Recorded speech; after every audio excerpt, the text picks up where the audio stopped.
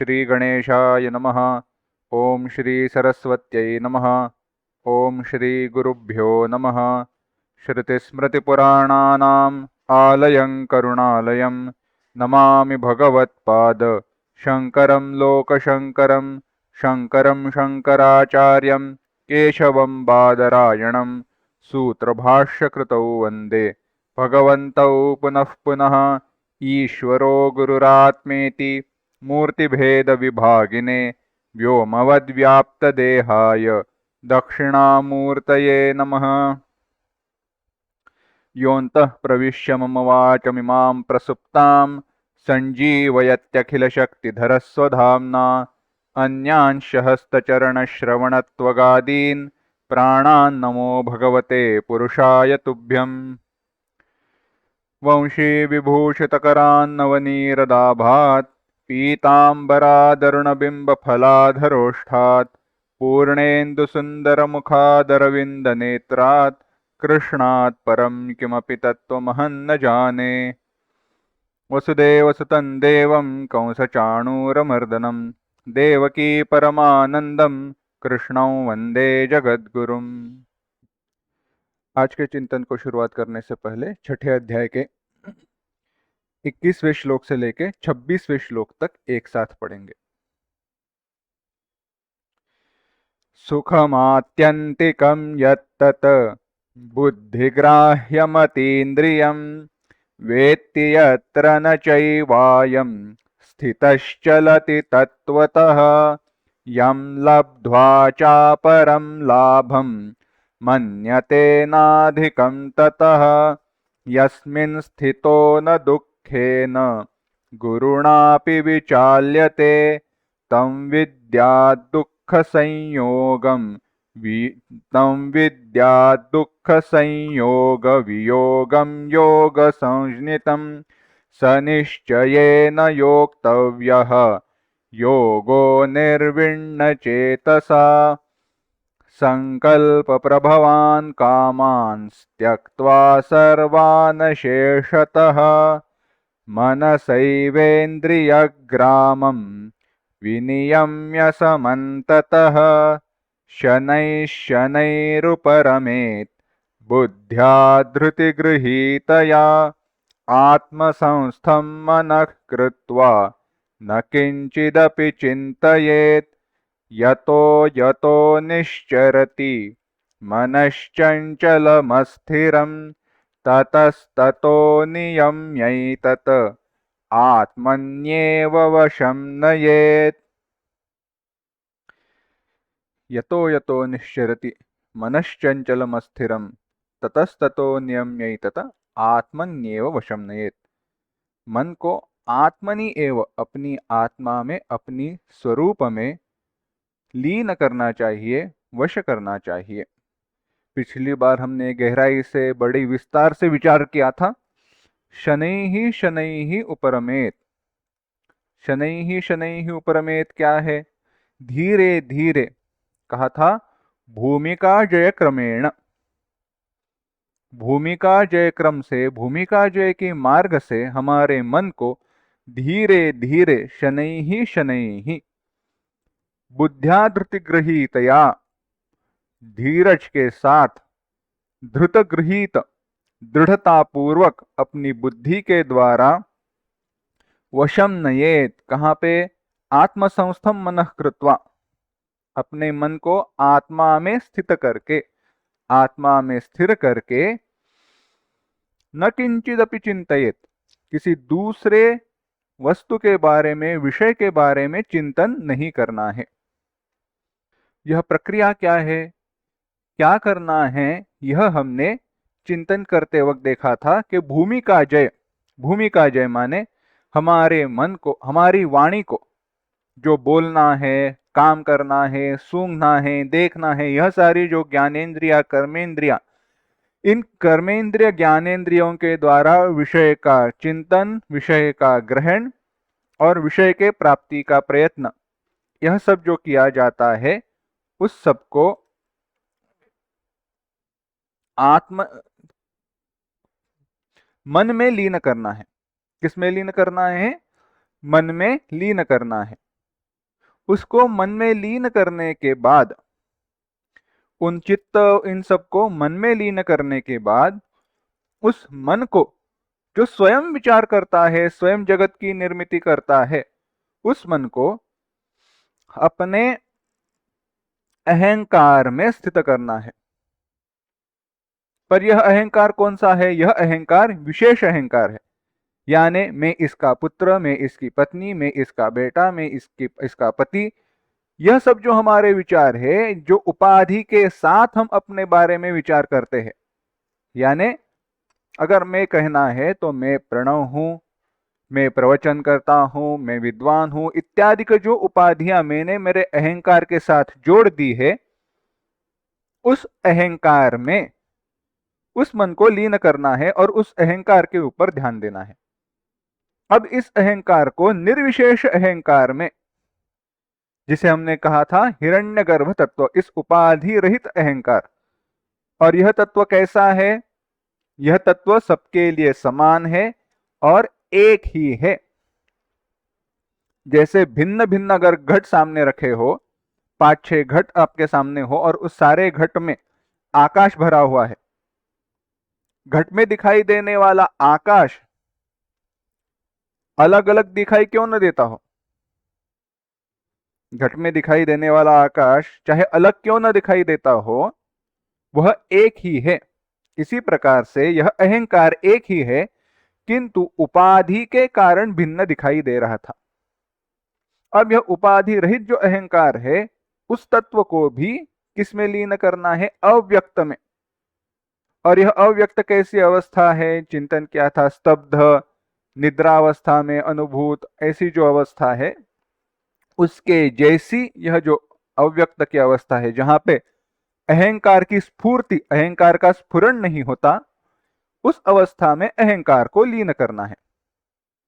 अब इस लीन किए गए अहंकार को, अब जबकि यह अहंकार लीन हो गया है, तब इस अहंकार को क्या करना है?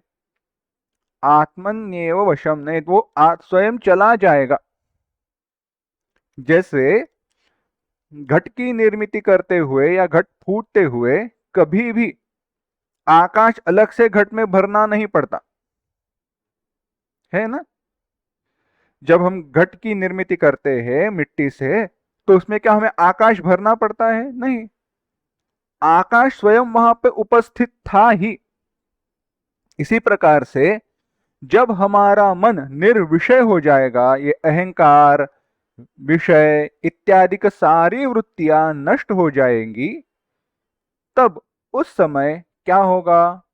उस समय स्वयं जो हमारा चैतन्य तत्व, जो हमारा स्वरूप है, वो वहां पे स्फुरित हो जाएगा और हमें हमारे स्वरूप का अनुभव, अपरोक्ष ज्ञान की प्राप्ति होगी।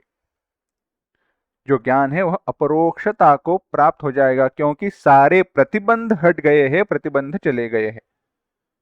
और अब उस अवस्था में स्थित रहना है। न किंचिदपि चिंतयेत, जब ऐसी अवस्था को जब जैसे हम प्राप्त होने लगते हैं, कुछ विषयों का चिंतन नहीं करना है। हेतु क्या है?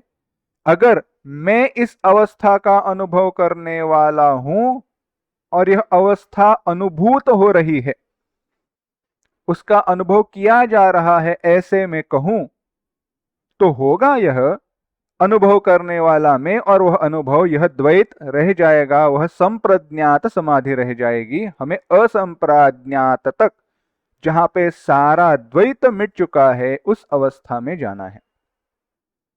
अब ऐसी अवस्था में प्राप्त होने के बाद भगवान आदि शंकराचार्य जी कहते हैं, यह जो मन की निश्चलावस्था है, वही योग की परमावधि है। अब वही योग की परमावधि है, ऐसे कहने के बाद किस उपाय के साथ ये राग द्वेष के कारण चंचल अस्थिर हुआ मन शांत हो सकता है, इसका विचार अगले श्लोक में बताया, 26वें श्लोक में। चिंतन करने के लिए हमने शुरुआत की थी। भगवान कहते हैं श्लोक में, यतो यतो निश्चरति मनश्चंचलम अस्थिरम, यतो यतो यतः यतः, जैसे जैसे जहां जहां से मनः चंचलम अस्थिरम। मनः माने अंतःकरण, सारे मन बुद्धि चित्त अहंकार यह सब। चंचलम रागादि स्वभाव दोष के कारण, राग द्वेष इत्यादिकों के कारण, राग द्वेष लोभ मद मोह मत्सर, राग द्वेष लोभ मद मोह मत्सर, यह सब जो है यह विकार है, षड विकार है, षड रिपु है। इनके कारण जब मन चंचल होता है, अस्थिर होता है, उस मन को यतः यतः जिन जिन शब्दों की निमित्त के कारण, जिन जिन शब्दादिक विषयों के कारण निश्चरति, निश्चरति माने बहिः गच्छति, बाहर चला जाता है, जाता है ना। जैसे हम कोई भी विषय का चिंतन करना शुरू करते हैं, विचार शुरू करते हैं, हमारा मन बाहर जाना शुरू हो जाता है। बाहर जाना क्या है? बाहर जाना हमारे स्वरूप से दूर चले जाना है। स्वरूप के विचार को छोड़कर दूसरे किसी भी वस्तु का चिंतन निश्चरण है। ऐसे समझो, एक दिया है, टेबल लैंप। हम बैठे हैं ना रात को टेबल लैंप लेकर पढ़ने के लिए। अब टेबल लैंप का जो लाइट है वो एक ही जगह पर आता है। अब मैं पढ़ रहा हूं, मेरे सामने किताब है, पर टेबल लैंप का जो मुंह है मैंने दूसरी तरफ कर दिया है, तो होगा क्या? जो मेरे हाथ में किताब है, क्या उस पर प्रकाश आ सकती है? नहीं। हाँ आएगी, लेकिन आजू बाजू के दीवारों के ऊपर से परावर्तित होकर उसके ऊपर से लेकर आएगी। सीधी सीधी आएगी क्या? नहीं। इसी प्रकार से अगर हमारा मन अंतर्मुख नहीं हुआ है, विषयों से परावृत्त नहीं हुआ है, तो आत्मदर्शन नहीं कर पाएगा।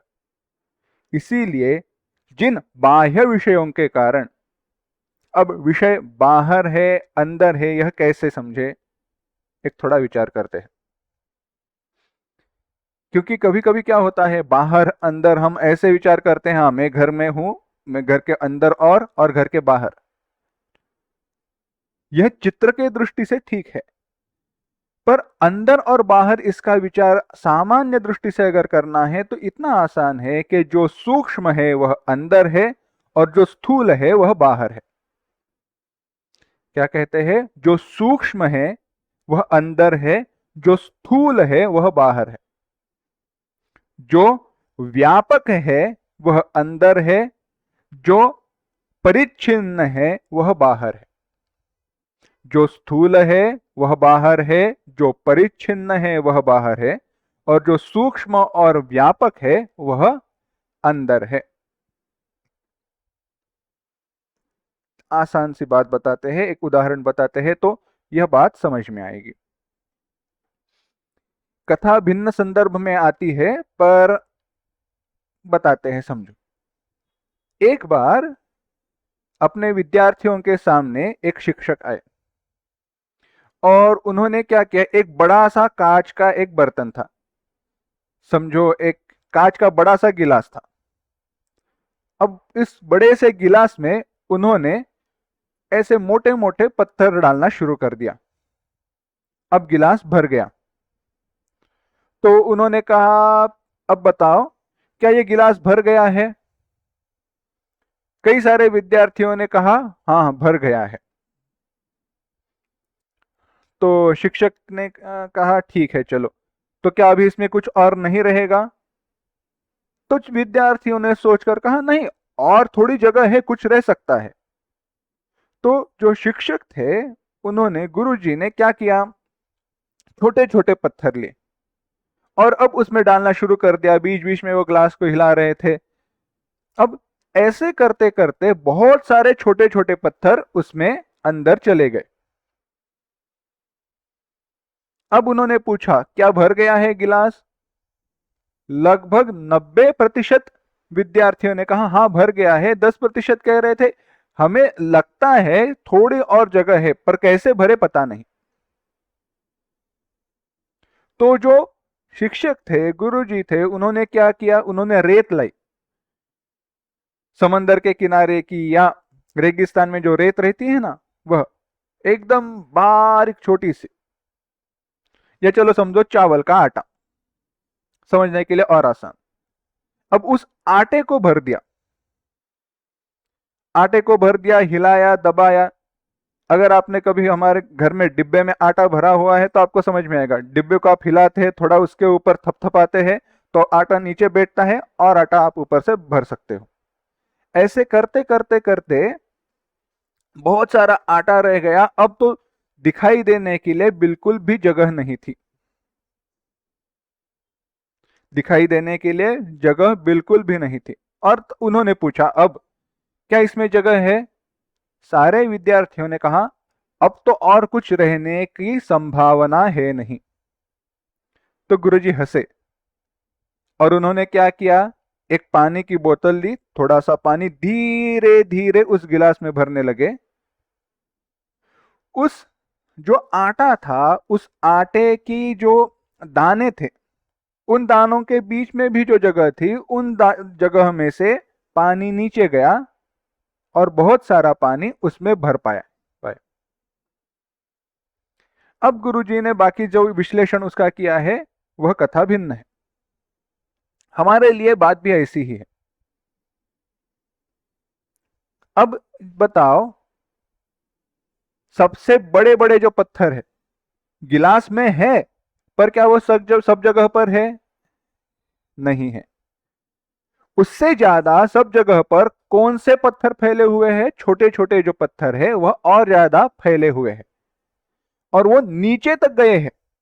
बड़े बड़े पत्थर जहां तक पहुंच नहीं पाए, वहां तक छोटे छोटे पत्थर गए हैं। क्यों? क्योंकि वह सूक्ष्म है और इसी के कारण गिलास में बहुत सारी जगह पाने के कारण वह व्यापक भी है। अब उसके बाद जब आटा भरा गया तो जहां पे छोटे छोटे पत्थर भी न पहुंच पाए थे, वहां पर आटा पहुंच पाया। यानी हुआ क्या? यानी आटा और सूक्ष्म है, इसीलिए और व्यापक भी है।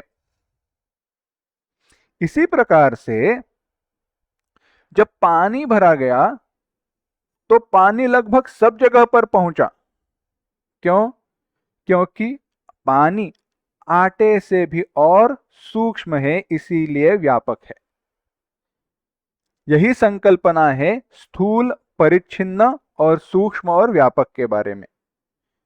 वस्तु जितनी सूक्ष्म उतनी और ज्यादा व्यापक।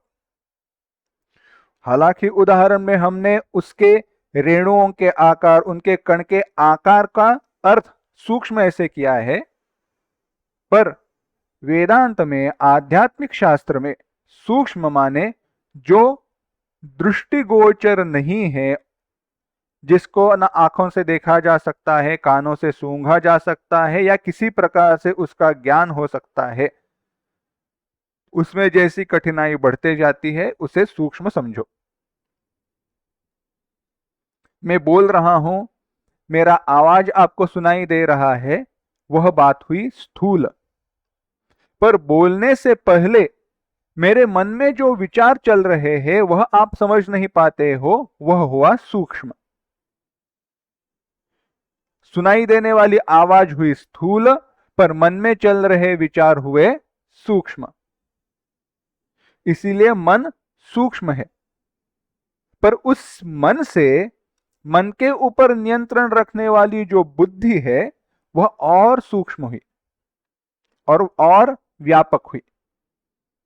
ऐसे करते करते प्रक्रिया, जैसे हम बुद्धि के ऊपर गए, बुद्धि से अहंकार, अहंकार से हिरण्यगर्भ, हिरण्यगर्भ से अव्यक्त और अव्यक्त से आत्मा, यह स्थूल से सूक्ष्म तक का क्रम है। तो जैसे जैसे हमारा मन सूक्ष्म वस्तु का विचार करते जाएगा वह हुआ अंतर्मुख, और स्थूल वस्तु का विचार करेगा तो हुआ बहिर्मुख। शब्दादि विषयों के तरफ जिन कारणों के कारण वह जा रहा है, निश्चरति ततस्ततो नियम्यैतत्, उन उन कारणों से मन को नियम्य, एतत् नियम्य उसका नियमन करके, निग्रह करके, आत्मन्येव वशम नयेत, अपनी आत्मा में उसको वश करना चाहिए। अब यहां पे क्या करना चाहिए, कैसे करना चाहिए? तो भगवान भाष्यकार कहते हैं विचार करना है। भगवान भाष्यकार बहुत संक्षेप में इसका चिंतन करते हैं, मधुसूदन सरस्वती जी थोड़ा विस्तार बताते हैं। हम छोटा सा ही विचार करेंगे। क्या कहते हैं भाष्यकार जी? वह कहते हैं कि विषयों के पीछे मन क्यों जाता है? क्योंकि वहां पे सुख की आशा है, सुख प्राप्त हो, यह विचार है। इसी विचार को हटाना है। यह जानना है कि यह सारे विषय नैमित्तिक है, बड़ी अल्पकाल टिकने वाली वस्तु है,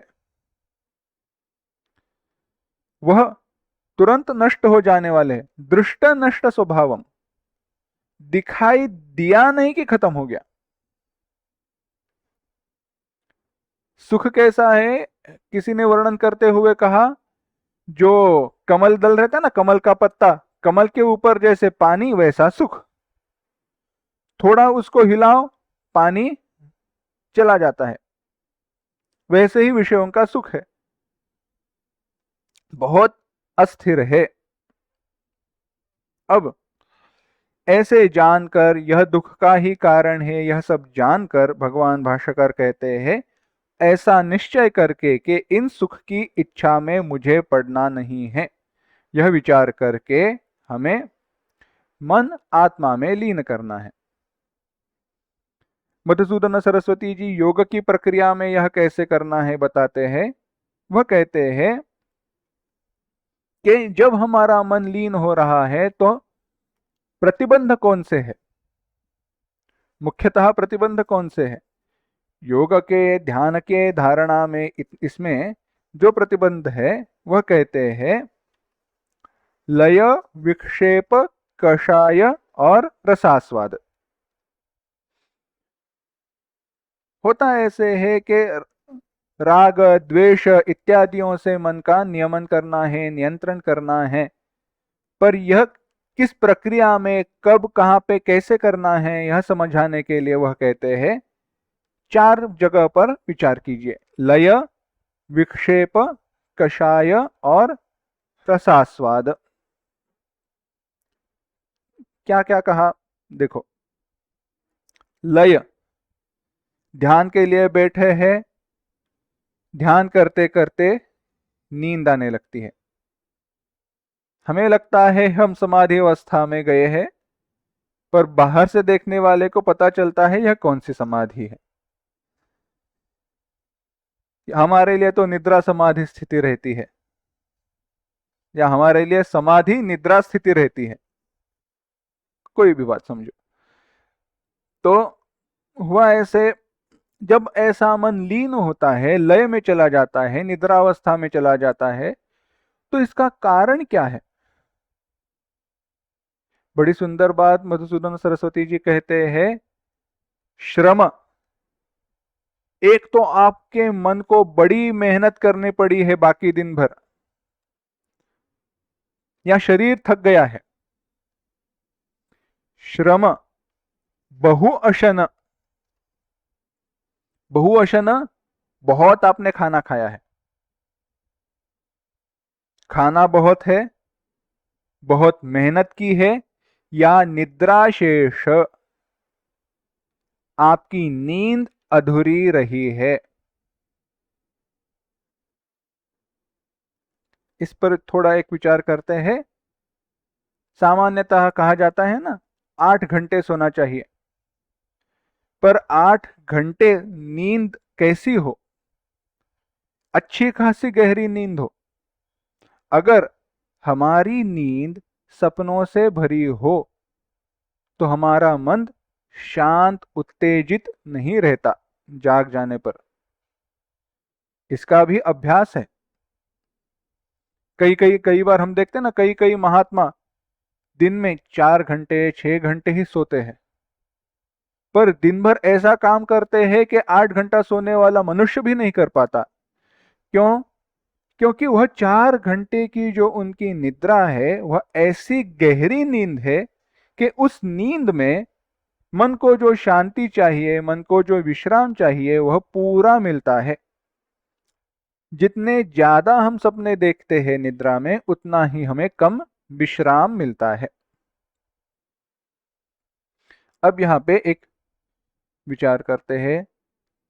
तो ये निद्रा का अभ्यास करने के साथ लय का ही निरोध हो सकता है, लय का भी निरोध हो सकता है। तो ऐसा लय प्राप्त हो तो क्या करना है? संबोधये चित्तम, मन के साथ बात करो।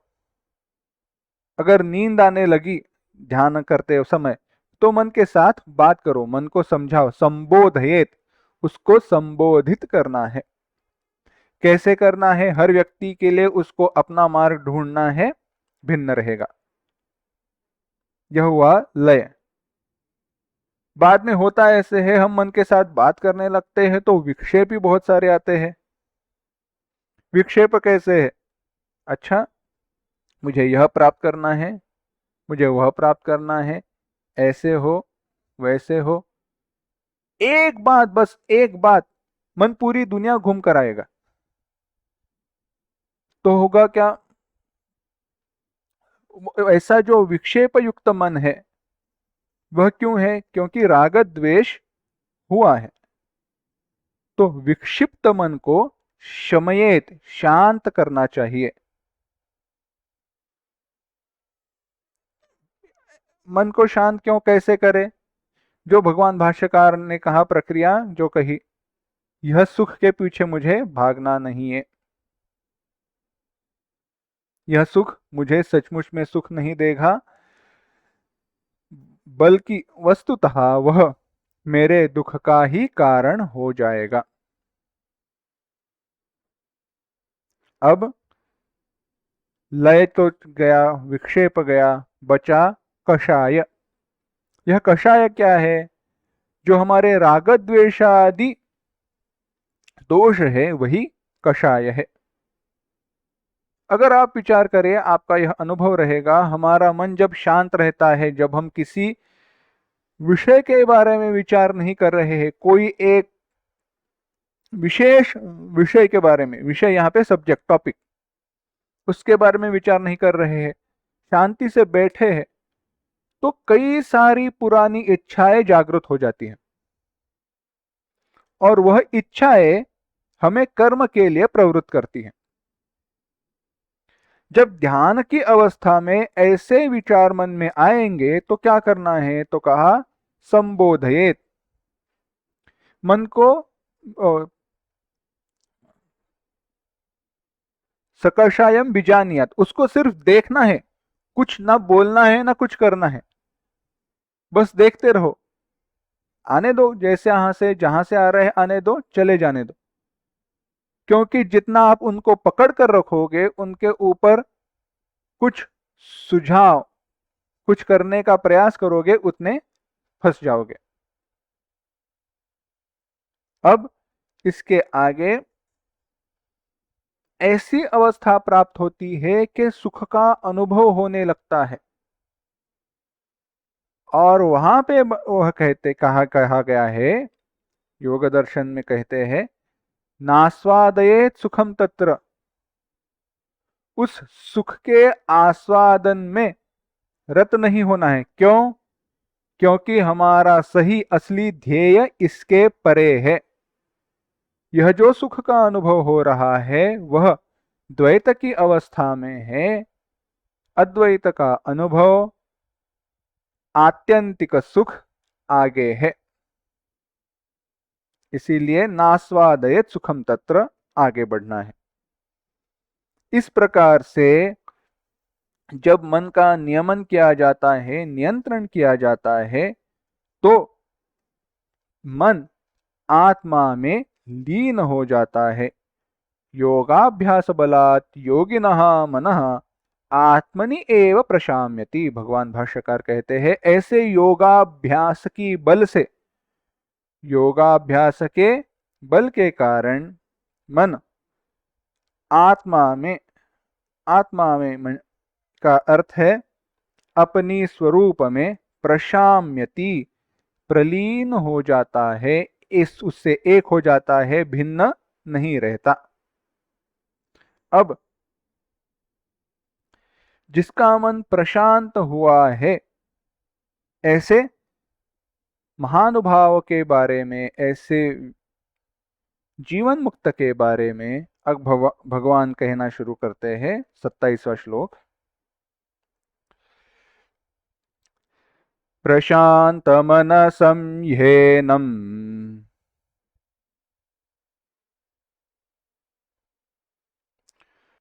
योगिनं सुखमुत्तमम्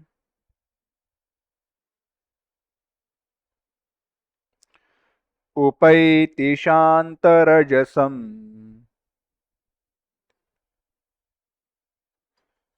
ब्रह्मभूतमकल्मषम्।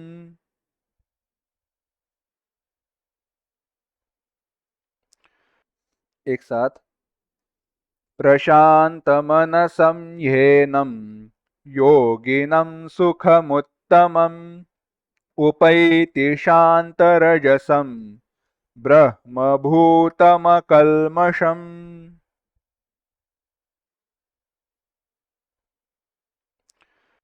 प्रशांत मनसम, प्रशांत मनसम जिसका मन प्रशांत हुआ है, शांत हुआ है, ऐसा एनम योगिनम ऐसे इस योगी को, शांत रजसम जिसका मोह क्लेश रूप मल, रजस यानी रजोगुण शांत हुआ है, ऐसे ब्रह्मभूतम ब्रह्मीभूत हुए, जीवन मुक्त, अकल्मषम कल्मष माने अधर्म, अधर्मादि रहित, कल्मष माने अधर्म, अकल्मष जिसमें कल्मष नहीं हो, ऐसे अधर्मादि रहित, ऐसे ही माने प्रसिद्धि, ऐसे प्रसिद्ध, ऐसे योगी को उत्तमम सुखम उपैति उत्तम सुख की प्राप्ति होती है। भगवान कहते हैं किस योगी को उत्तम सुख की प्राप्ति होती है, तो कहते हैं जिसका मन अत्यंत शांत हुआ है, ऐसे योगी को, जिसके मोहादि क्लेश रूप मल शांत हो चुके हैं, जो कल्मष अधर्माचरण रहित है, अधर्मादि रहित है, ऐसे ब्रह्मभूत ब्रह्म हुए, ब्रह्म से एक हुए जीवन मुक्त महात्मा को उत्तमम सुखम उपैति निरतिशय सुख की प्राप्ति होती है। कहते हैं जिसका मन प्रशांत प्रलीन हुआ है। प्रशांत होना, प्रलीन होना, फिर से एक बार देखते हैं। आत्मा में लीन होना माने एक हो जाना। जिस समय मन केवल और केवल आत्मस्वरूप का विचार करता है, उस समय मन आत्मा में लीन हो चुका है, ऐसे समझना चाहिए। ऐसे प्रशांत मनसम जिसका मन आत्मा में लीन हुआ है, वही उत्तम सुख को प्राप्त हो सकता है। कैसे समझे? एक कथा बताते हैं तो बात समझ में आएगी। कथा आती है छांदोग्योपनिषद में। जीवन मुक्त महात्मा को ही निरतिशय सुख की प्राप्ति होती है। कैसे? तो नारद महर्षि सनत कुमार ऋषि के पास गए। सनत कुमार जी माने सनक सनंदन सनातन सनत कुमार। यह जो चार ऋषि है, सनक सनंदन सनातन सनत कुमार, यह जो चार ब्रह्मा जी के मानस पुत्र है, उनमें से जो सनत कुमार ऋषि है, उनके पास नारद, देवर्षि नारद चले गए। और उनके पास जाकर उन्होंने कहा, अधि ही भगवो, भगवान आप मुझे शिक्षा दीजिए, आप हमें सिखाइए। नारद महर्षि से सनत कुमार जी ने कहा, तो पहले आपको मैं सिखाऊंगा, बात सही है, पर पहले ये बताओ आप क्या जानते हो। तो आप जो जानते हो यह जब मुझे समझ में आएगा तो मैं आपको जो नहीं पता वह सिखा सकता हूं।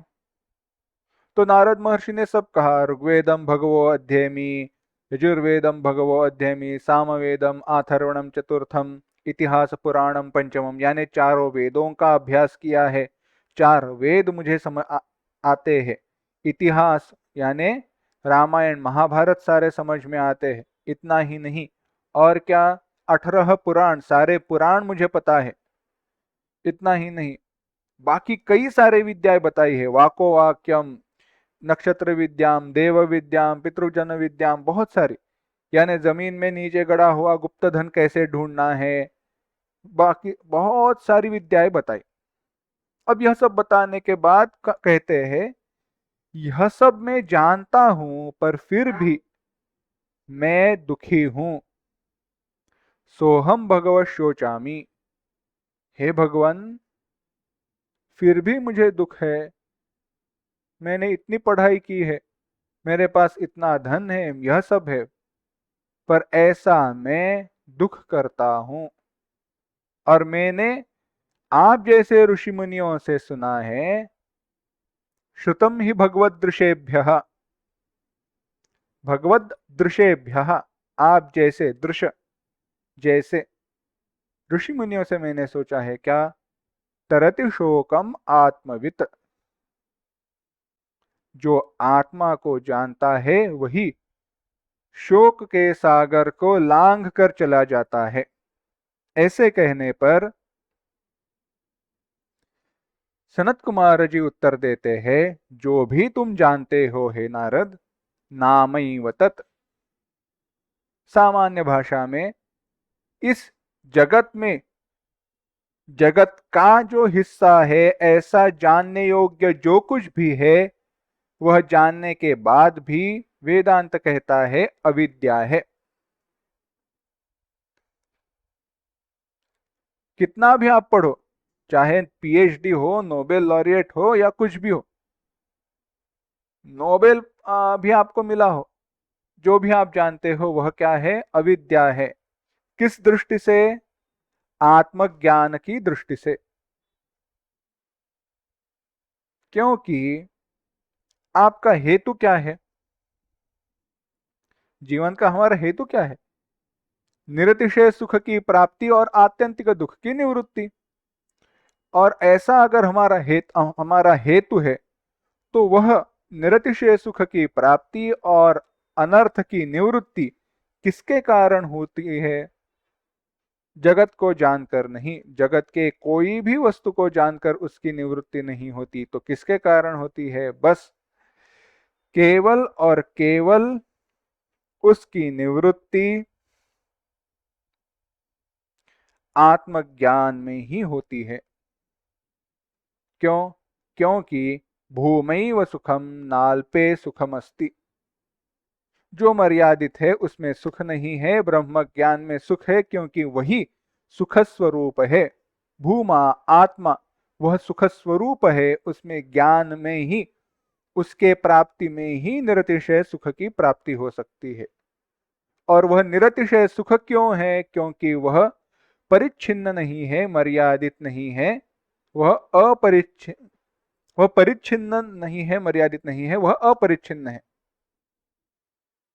चिंतन हमने किया था, जो अपरिच्छिन्न है उसी के अनुभव में सचमुच में सुख रह सकता है।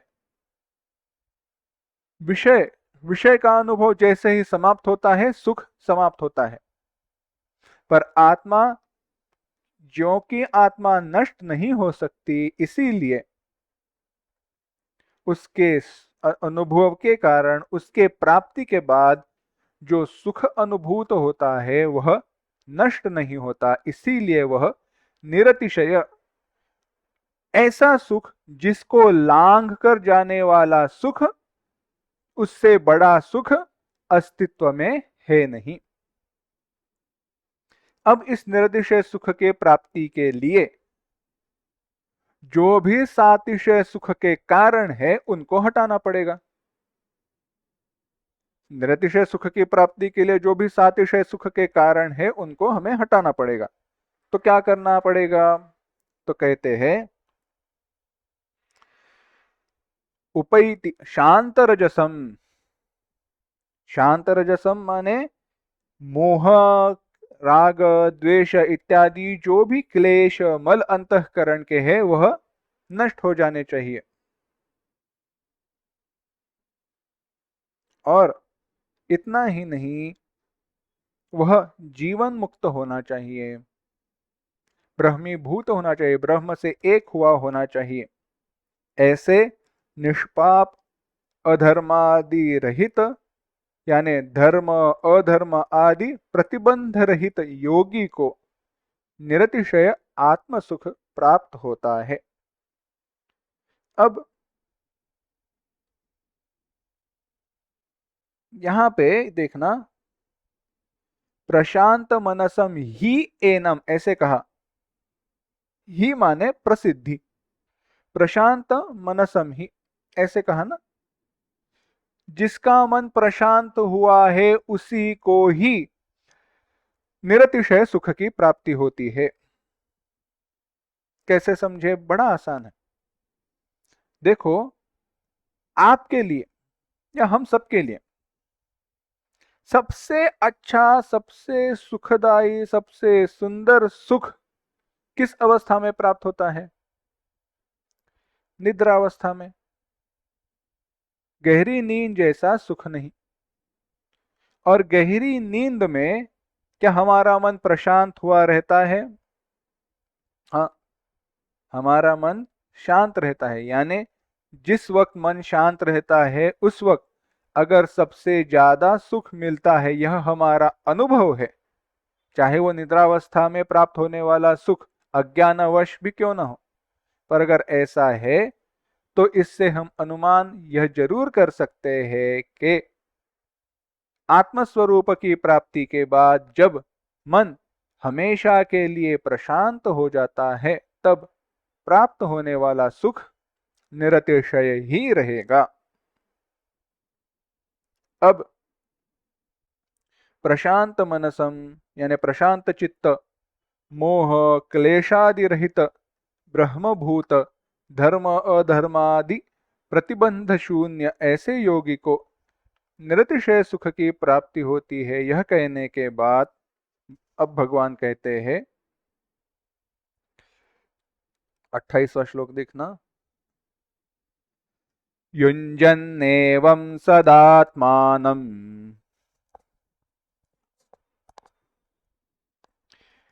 योगी विगतकल्मषः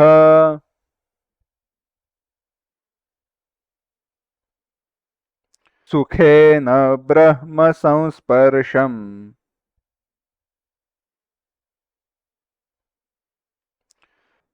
अत्यंतं सुखमश्नुते।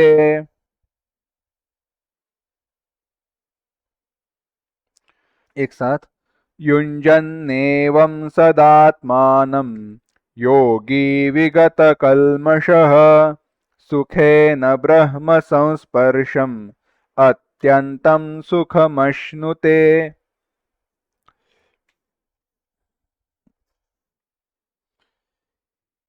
एवं इस प्रकार से, इस क्रम से, सदा आत्मानं युञ्जन जो हमेशा आत्मानं युञ्जन अपने चित्त को समाहित करने वाला, योग का अभ्यास करने वाला है, विगत कल्मषः जिसका पाप आदि नष्ट हो चुका है, पाप पुण्य धर्म अधर्म क्लेश सारे यह सब नष्ट हो चुके हैं, ऐसे योगी ब्रह्म संस्पर्शम अत्यंतम सुखम सुखेन अश्नुते। ब्रह्म संस्पर्शम ऐसा सुख जो परब्रह्म से निकट है, एक हो गया है, ऐसा अत्यंतम सुखम निरतिशय सुख सुखेन अश्नुते बड़ी आसानी से प्राप्त कर लेता है। उसके लिए कोई विशेष प्रयत्न उसे नहीं करने पड़ते।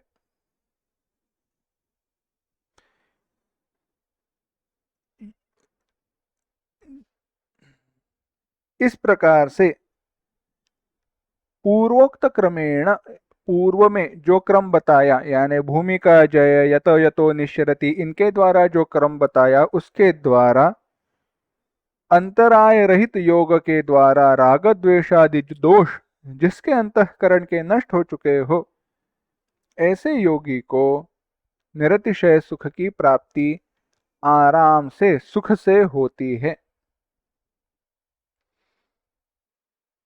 यह कैसा सुख है? ब्रह्म संस्पर्शम, ब्रह्मानुभव का सुख है। ब्रह्म से एक हुआ, ब्रह्म के अंत का अतिक्रमण न करने वाला, ऐसा। और ऐसे सुख को वह प्राप्त होकर उसी में स्थित हो जाता है। अर्थ क्या है? ब्रह्म के साथ एक हुए व्यक्ति को निरतिशय सुख की प्राप्ति बड़ी आसानी से होती है। उसके लिए उसे कोई विशेष प्रयास नहीं करने पड़ते। अब यह कहने के बाद भगवान योगानुष्ठान करने वाले ब्रह्मीभूत योगी को सारे अनर्थों की निवृत्ति और निरतिशय सुख की प्राप्ति, ऐसे मोक्ष का फल क्यों मिलता है? उस योगी को आत्यंतिक दुख निवृत्ति और परमानंद प्राप्ति रूप मोक्ष किस कारण मिलता है, इसका विश्लेषण अब भगवान यहाँ पे कहते करते हैं। 29वां श्लोक। सर्वभूतस्थमात्मानं सर्वभूतानि चात्मनि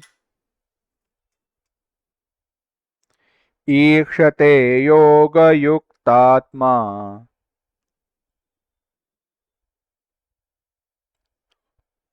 सर्वत्र समदर्शनः।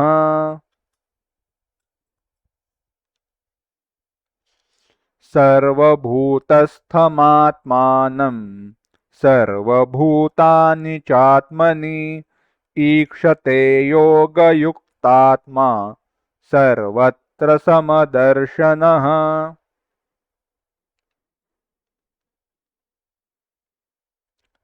योगयुक्तात्मा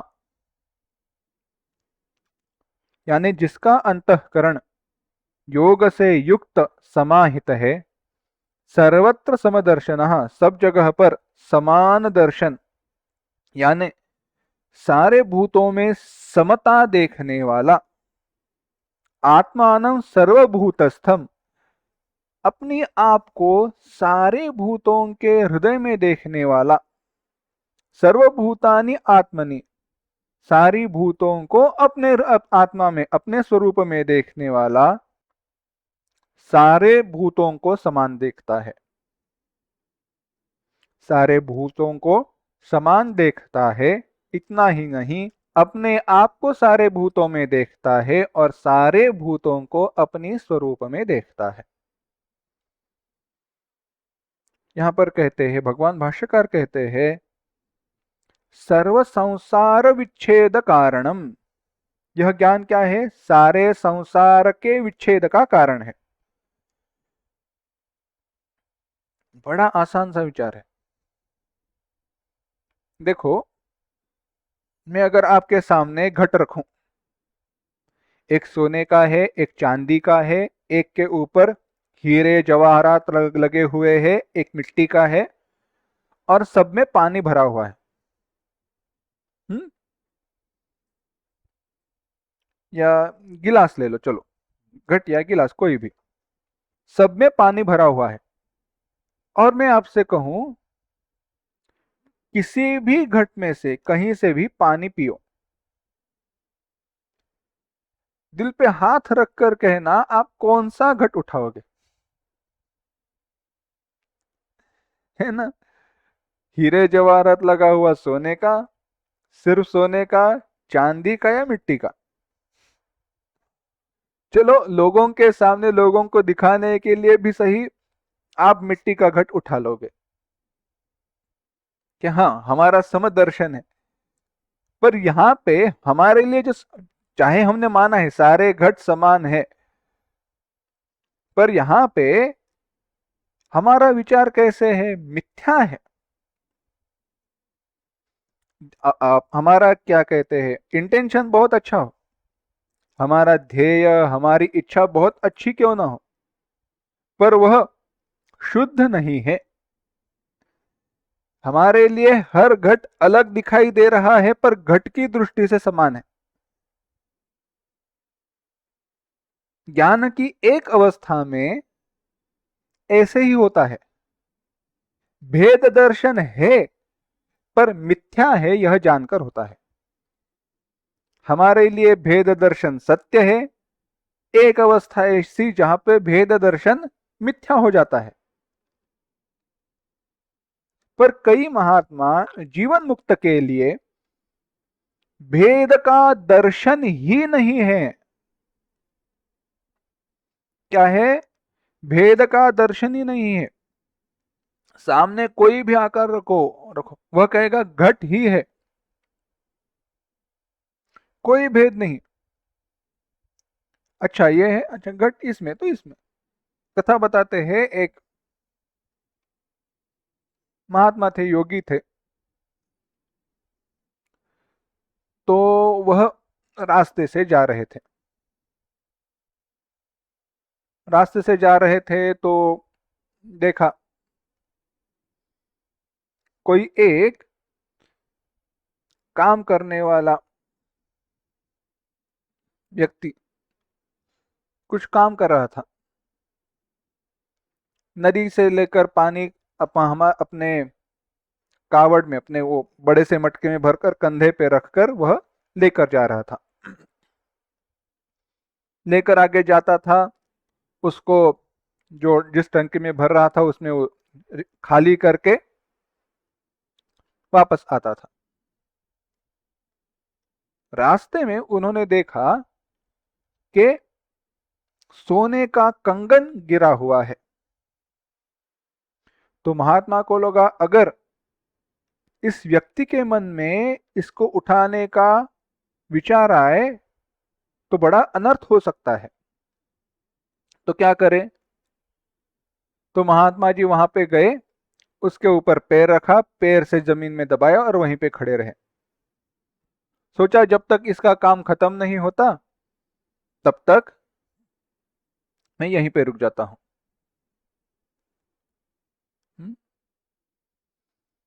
वह व्यक्ति आया गया, ऐसे 3-4 बार होने के बाद उस व्यक्ति से रहा नहीं गया।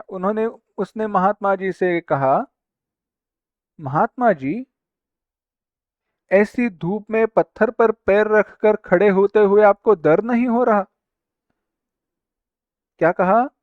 महात्मा जी इतनी धूप में पत्थर पर पैर रखकर खड़े होने से आपको दर्द तो नहीं हो रहा? जैसे ही महात्मा ने वह बात सुनी, वहीं पे उसके पैरों पर माथा रखकर उससे नमस्कार किया। क्यों? क्योंकि उस व्यक्ति के लिए वो सोने का कंगन कंगन था ही नहीं, सोना था ही नहीं। सोना उसको, उसके लिए पत्थर ही दिखाई दे रहा था। यह सोना है यह विचार भी नहीं था। इसका कुछ मूल्य है पर मेरे लिए आवश्यक नहीं, ऐसा नहीं। जो महात्मा का था, महात्मा का भाव शुद्ध था। महात्मा की सोने के प्रति आसक्ति नहीं थी, पर उनको सोना सोना ही दिखा, सोना सोने की तरह दिखाई दे रहा था। इस व्यक्ति के लिए सोना सोने के जैसा भी नहीं दिखाई दे रहा था। ऐसी जो अवस्था है वह सचमुच में समदर्शन की अवस्था है।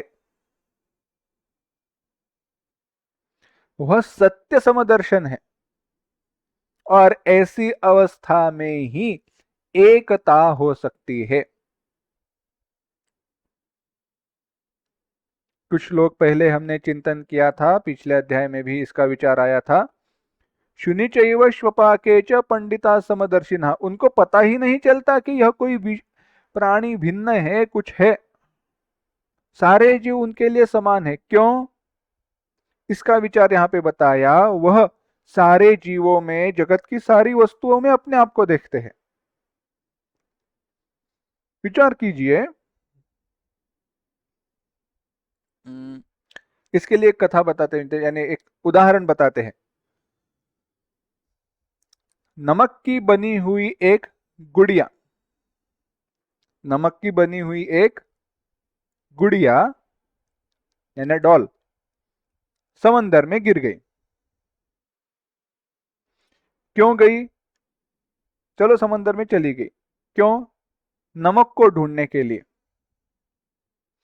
नमक की बनी गुड़िया समंदर में नमक को ढूंढने के लिए चली गई। क्या उसको नमक दिखाई देगा? नहीं। सब जगह पर नमक है, पर नमक दिखाई क्यों नहीं देगा? क्योंकि वह स्वयं नमक है। यानी वो अपने आप को अगर सब जगह पर देखने लगेगी तो देखने वाला दृश्य, देखने वाली वह और दिखाई देना, यह सब एक हो जाएंगे। यह सब एक हो जाएंगे, वहां पे भेद दर्शन नहीं रहेगा। इसी प्रकार से जब ऐसी अवस्था आती है तो यह भी होता है कि यह सारे भूत मेरे ही अंतःकरण में, मेरे ही स्वरूप में स्थित है। ईक्षते योग युक्तात्मा, ऐसा योग युक्तात्मा जो सबको अपने हृदय में देखता है, वही। अब यहाँ पे एक थोड़ा विचार करना है। सबको माने, किसको अपने अंतःकरण में, हृदय में देखना है?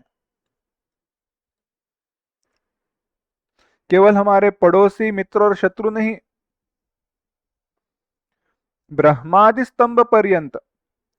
स्तंभ माने छोटा सा घास, या अपनी मराठी में हम गोगल गाय कहते हैं, यानी स्नेल रहती है ना, वह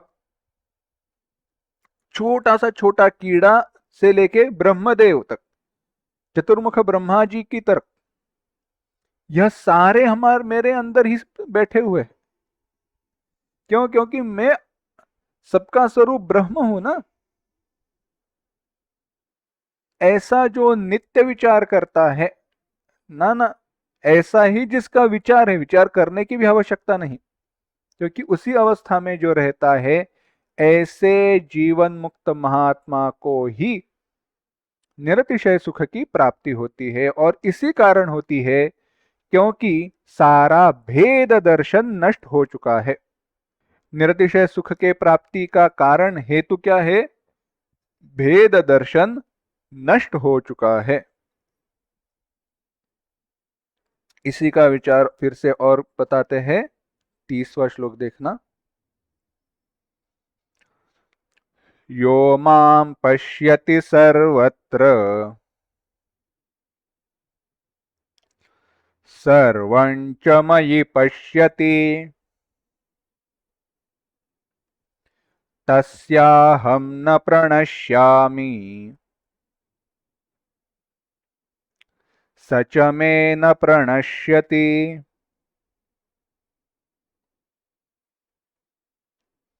एक साथ। यो मां पश्यति सर्वत्र सर्वं च मयि पश्यति तस्याहं न प्रणश्यामि स च मे न प्रणश्यति। यह जो माम, मुझे, सर्वत्र पश्यति, सारे भूतों में देखता है,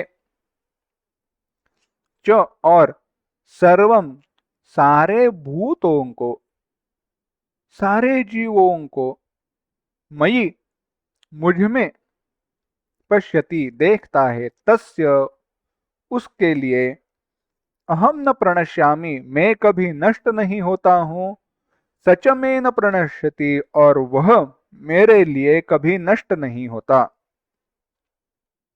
अब आत्म एकत्व का जो ज्ञान है उसका फल यहाँ पे बताया है। क्या कहते हैं भगवान? कहते हैं जो मुझे सर्वभूतों में देखता है और सारे भूत वर्गों को मुझ में देखता है, उसके लिए न मैं नष्ट होता हूं न मेरे लिए वह नष्ट होता है।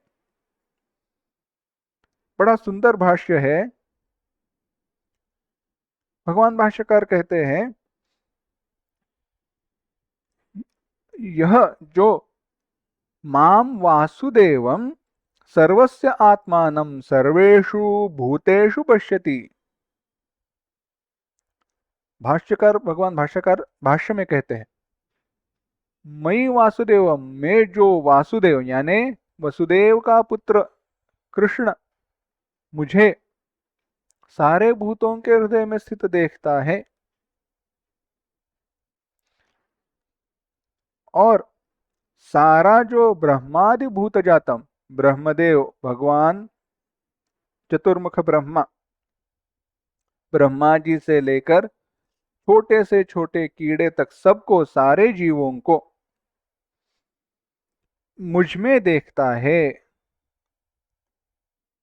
इस प्रकार से एकत्व दर्शन जिसको प्राप्त हुआ है, ऐसा आत्मा के एकत्व जानने वाले उस व्यक्ति के लिए मैं ईश्वर, जो मैं ईश्वर, इस सारे जगत का नियंता सृष्टिकर्ता जो मैं हूं, वह कभी भी नष्ट नहीं होता। नष्ट नहीं होता हूं यानी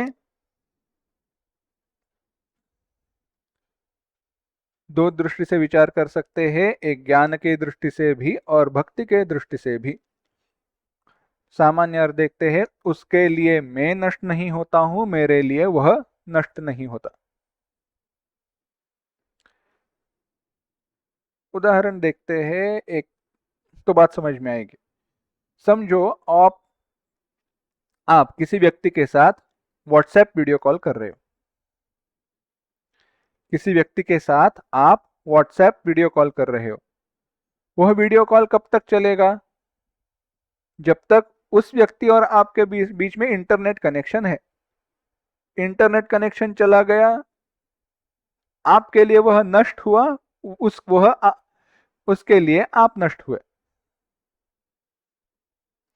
आपके लिए वह नष्ट हुआ, उसके लिए आप नष्ट हुए। क्यों? इंटरनेट कनेक्शन जो कनेक्टिंग था वह खत्म हो गया। पर यह व्यक्ति जो है, एक व्यक्ति समझो, बच्चे खेल रहे हैं, व्हाट्सएप कॉल क्या कर रहे हैं?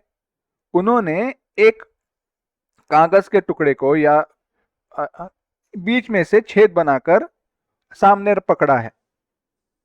दूसरे लड़के ने भी, उसके मित्र ने भी उस कागज में एक स्क्वायर के आकार का, एक चौकोन का एक छेद बनाकर सामने पकड़ा है।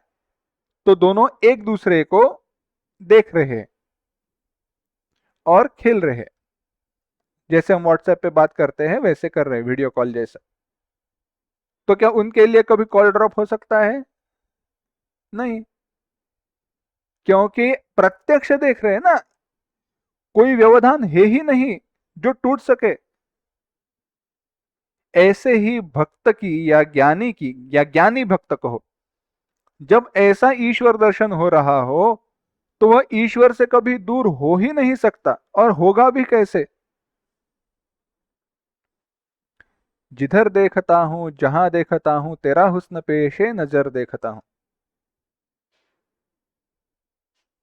जहां भी देखता हूं मैं तेरा ही रूप देखता हूं। भक्त कह रहा है जहां भी देखता हूं मैं तेरा ही कलम, तेरी ही क्रिया, तुझे ही देख रहा हूं। अगर ऐसी अवस्था है तो ईश्वर दर्शन कभी रुकेगा ही नहीं, ज्ञान कभी नष्ट होगा ही नहीं।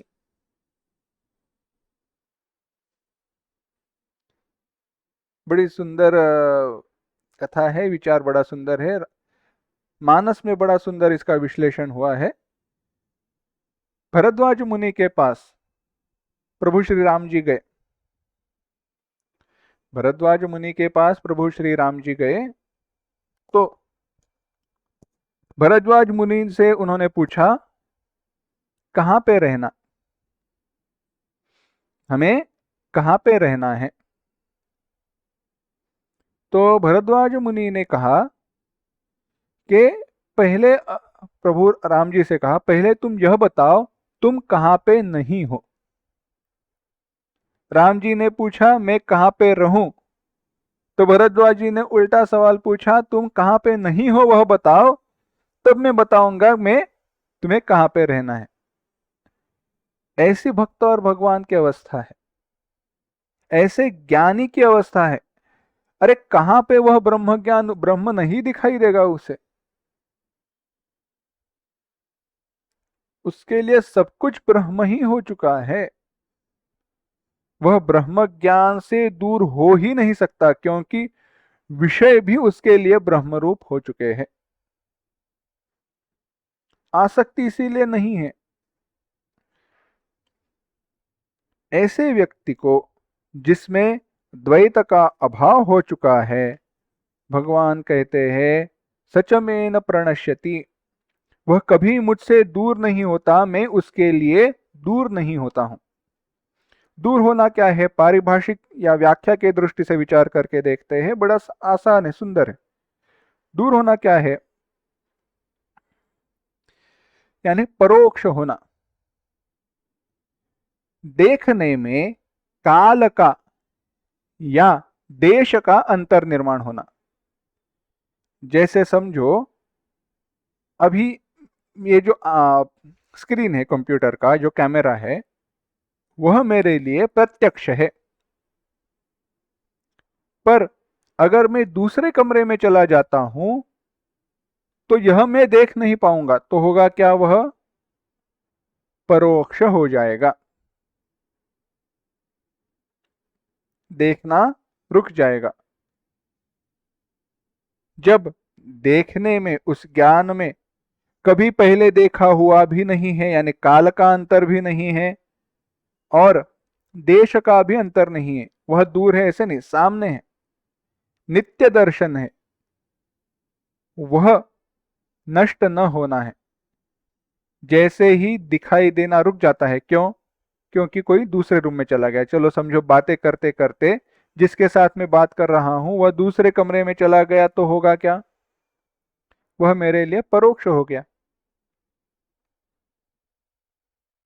ऐसे नष्ट होना है, ऐसा भगवान कहते हैं, ऐसा यह ज्ञानी भक्त मेरे लिए कभी भी नष्ट नहीं होता।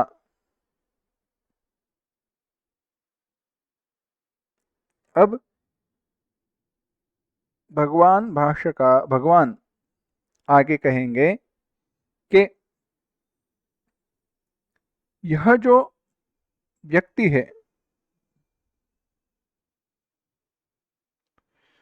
जो सब जगह पर मेरा ही दर्शन कर रहा है, वह परम पद में मुझ में स्थित रहता है।